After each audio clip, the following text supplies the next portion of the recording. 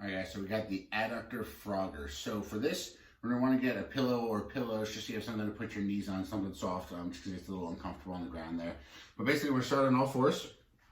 Then we're gonna spread your knees out as far as they can go, and we're gonna point your toes out to the side with your heels down. It's very important we have your toes down and your heels down for this to work properly. You wanna push that butt back as far as you can, keep your back flat and your chest up, and then push the butt forward, back flat, chest up. Just keep rocking those hips back and forth on each and every one, trying to get a little bit farther on each one, keeping those heels down and toes pointed out the whole time. All right, so now we got the prone broomstick press. So as you can see, I'm in a hotel room that doesn't actually have a broomstick, to my surprise, or maybe not. I'm not really sure if hotels are supposed to have broomsticks or not, but I'm gonna use a band, same concept. Use a broomstick. If you have it, it works a little bit better. I just like the straight tension on it. But basically, we're gonna take your broomstick and we're gonna go on the floor, on your stomach. You can even get a pillow to prop your chest up just a little bit. That helps.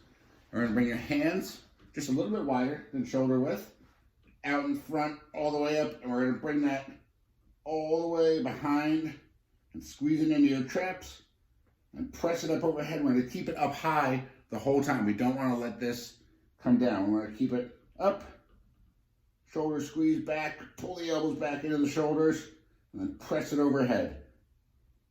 Keeping that chest up the whole time. We're keeping your chin down. All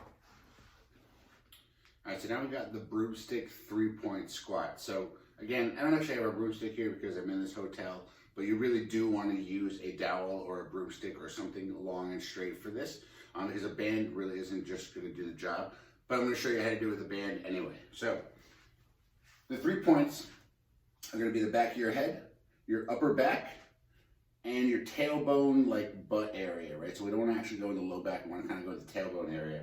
But basically, your dowel or broomstick should be in contact with those 3 points the entire time. You should have your hand right in the middle of your neck and your other hand in the small of your back. And we're gonna hold that, and we're gonna keep those 3 points of contact the entire time, head and chest up, and we're just gonna perform some squats. We're gonna go all the way down. The idea being that we don't want any of these contacts to break points. So if my butt moves out, or my head moves forward, or my upper back rounds, we're gonna lose our point of contact. We don't want that at all. We wanna keep everything nice and straight, upright the whole time, going down as low as you can. One more time, keep that head and chest up tight, hand in the low back, back up. All right, so next we got our hinge external rotation. So hinge is just the position we're gonna be in.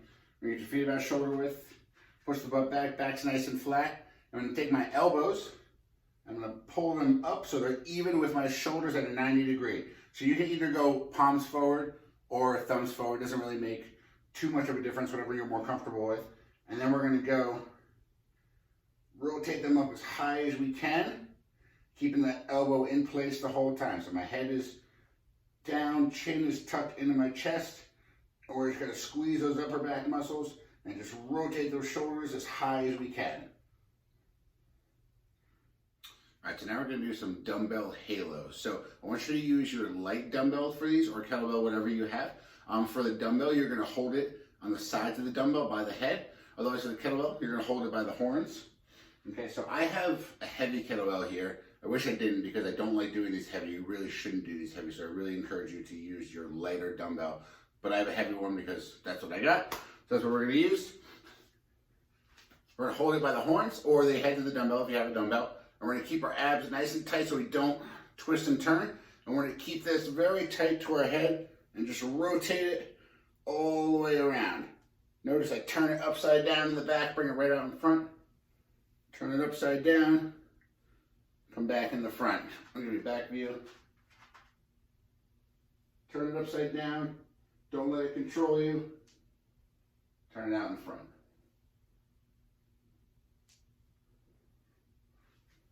All right, so now we got our Superman. So we're gonna start on your stomach. Feet are a little wider than shoulder width, hands a little wider than shoulder width, thumbs up in the air. I'm gonna keep my chin tucked. And what we're gonna do is we're gonna lift everything up. Squeeze that upper back, squeeze that butt, hold for a couple seconds, and then relax. Then we'll go back up, Hold everything a couple seconds, chin tuck, squeeze everything as hard as you can, then relax.